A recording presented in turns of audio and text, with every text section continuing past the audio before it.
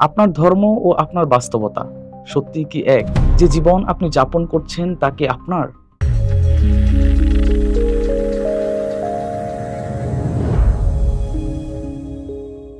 ইসলাম এই শব্দের মূল অর্থ হলো শান্তি। এটি কেবল কতগুলো আচার অনুষ্ঠান নয়, বরং স্রষ্টার প্রতি বিনয়ীভাবে অনুগত হয়ে, অর্থাৎ আল্লাহতে আত্মসমর্পণ করে সৃষ্টির সাথে একাত্মতা স্থাপন করার নামই হলো ইসলাম। আমরা প্রত্যেকেই শান্তির সন্ধানে আছি এবং আমরা জানি ইসলাম শব্দের অর্থ শান্তি। কিন্তু আসুন এক মুহূর্তের জন্য আপনার নিজের জীবনের দিকে তাকাই। আপনি কি সত্যিই শান্তিতে আছেন? যদি আপনার ধর্ম আপনাকে চূড়ান্ত শান্তি দেওয়ার প্রতিশ্রুতি দেয়, তবে কেন আপনার ভিতরের জগতে এত অস্থিরতা? কেন আপনার জ্ঞান, আপনার নিয়ম পালন সবই এক অদৃশ্য প্রাচীরের সামনে এসে থেমে যাচ্ছে?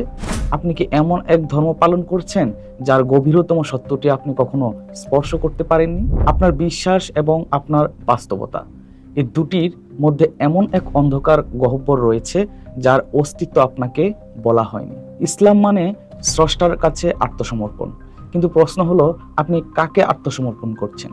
আপনার রীতিনীতিকে, আপনার সমাজের প্রত্যাশাকে, নাকি সেই অজেয় সত্তাকে যিনি আপনার হৃদয়ের গভীরে আছে? যদি আপনি নিজেকে সম্পূর্ণরূপে আত্মসমর্পণ না করেন, তবে আপনি আসলে আপনার অহংকারকেই অনুসরণ করছেন, আর এই অহংকারই আপনার অশান্তির উৎস।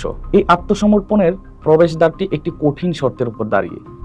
নিজের আমি সত্তাটিকে বিক্রি করে দিতে হবে। মানুষের মধ্যে এমন লোকও আছে যে আল্লাহর সন্তুষ্টি লাভের উদ্দেশ্যে নিজের নফসকে বিক্রি করে দেয়। সূরা আল বাকারা আয়াত 207।